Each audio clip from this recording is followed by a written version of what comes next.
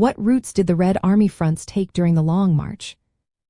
Imagine a group of soldiers and revolutionaries trying to escape a tightening net of enemies, crossing mountains, rivers, and deserts. That's what the Long March was all about. The Red Army, the military wing of the Chinese Communist Party, had to find a new base to survive and grow. They took different routes, each with its own story of challenge and perseverance. The main force, called the First Red Army, started from the Jiangxi Soviet, which was in southeastern China.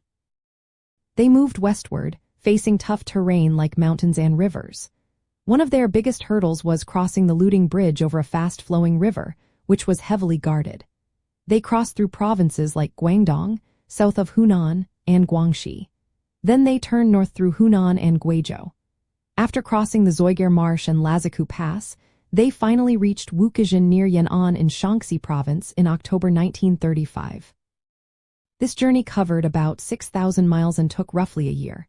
Meanwhile, another group called the Second Red Army, led by He Long, started in November 1935. They took a different path, heading further west into Yunnan Province and reaching Lijiang.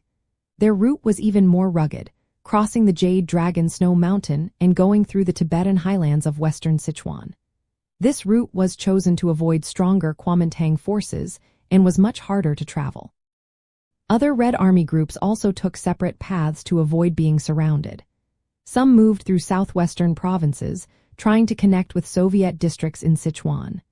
The Fourth Red Army, for example, operated in the northwest part of Shanxi Province.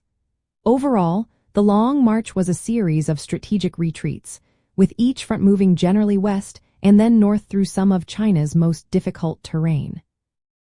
Their goal was to escape the Kuomintang's encirclement, break through enemy lines, and set up a new revolutionary base in Shaanxi. This was not just a military move but also a political one, led by Mao Zedong. The routes chosen showed how flexible and determined the communist forces were. The Long March became a symbol of resilience, proving that even in the face of overwhelming odds, they could survive and continue their fight. It was a journey that helped solidify Mao's leadership and laid the groundwork for the eventual victory of the Chinese Communist Revolution.